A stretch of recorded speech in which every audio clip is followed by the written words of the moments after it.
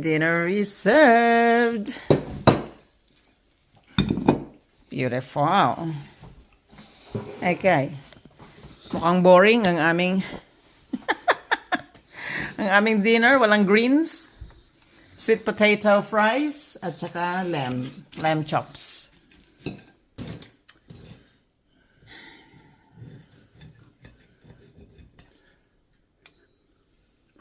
Okie dokie, let's eat.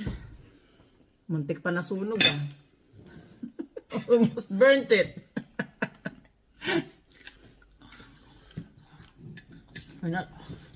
It was good when I checked it 5 minutes ago. Magsasalad dapat ako. Nagpabili na ako sa kanya ng beans at saka mixed beans at saka lentils. Kaya lang, wala na pala akong quinoa. So, next time na lang siya. Natuloy kaming gulay.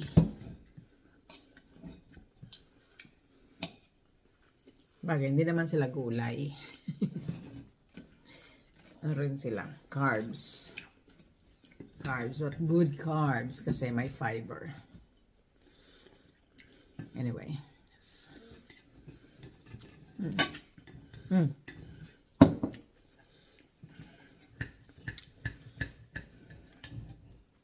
May nakikita ako, talagang meat lang. Walang kahit na ano.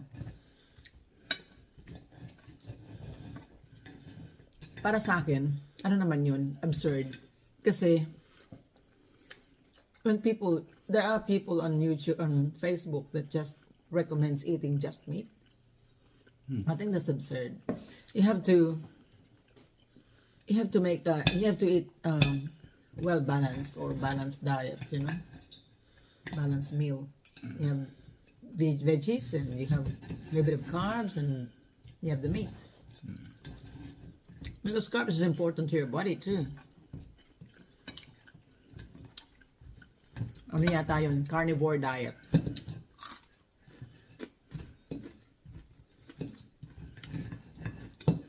There's different body types too that take different things. Like you fry more on rice and stuff like that, where my body's more on meat. But I think what your body's accustomed to when you're young. Yeah, but you can change it, especially when you're sick already, you know. You gotta change your diet.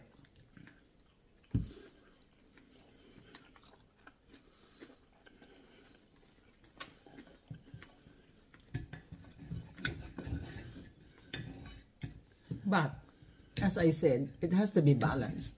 You cannot just have just meat and without the others, you know. You gotta have a bit of everything.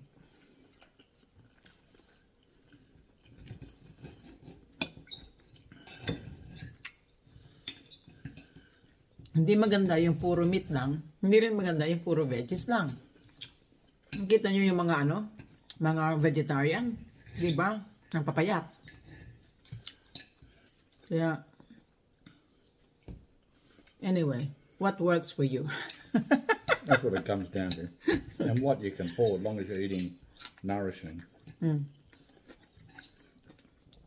Whatever works for you. Basta ako, a little bit of everything.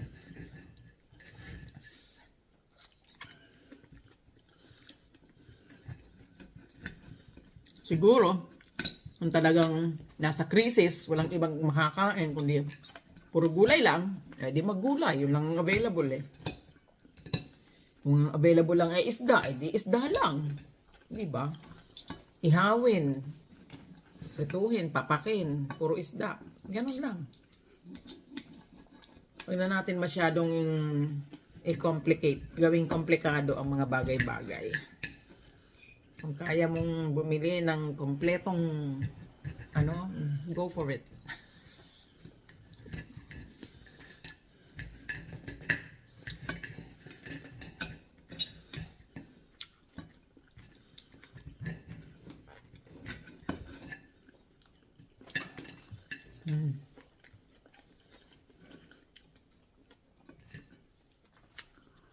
No, you're so fast, honey.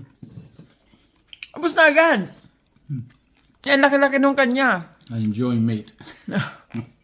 Binigay ko yung malaking piraso sa kanya kasi syempre, mas mahilig siya sa meat, ako hindi. Ubus na agad. Ako nga nang inangalahati pa lang.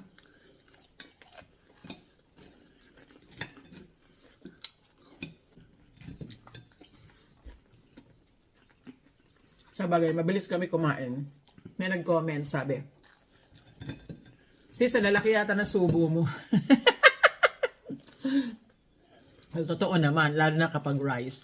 Gusto ko kasi, yung puno yung bibig ko, yung nangunguya ko yung pagkain. Ayoko nung, kaunti lang, tapos may kahalong laway mong inunguya mong ganyan. No? Gusto ko, puro pagkain siya. Yung nangunguya ko talagang ganun.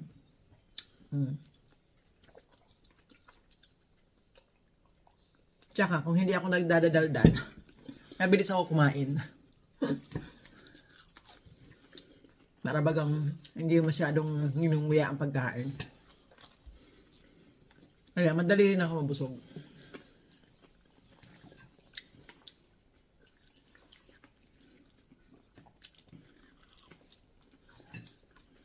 Sarap ng tupa. Salt and pepper lang yan. Pinarito sa olive oil. Konting olive oil kasi mamantika ang tupa. Magmamantika pa siya.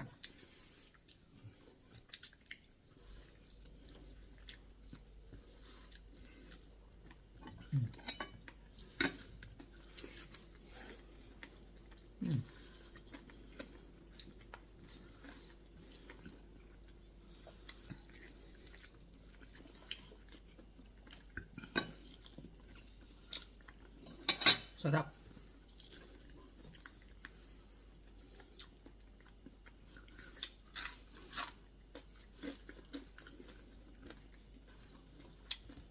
Tapos na naman ang isang araw.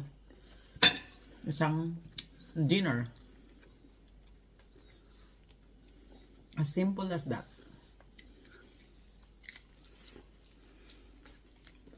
Yeah, wag na tayong magreklamo kung ano yung nasa harapan natin, kahit ano pa yan.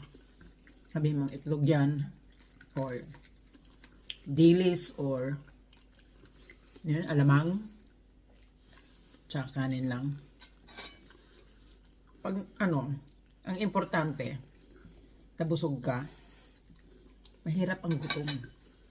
Mahirap matulog ng gutom. Kaya, ipagpasalamat kung ano ang meron sa lamesa.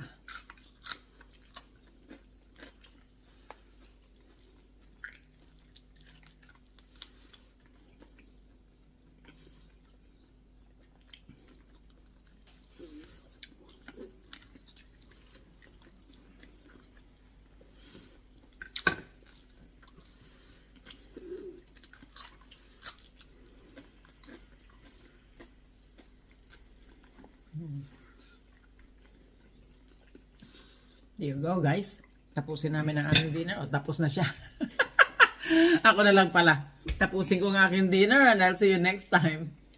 Bye, God bless!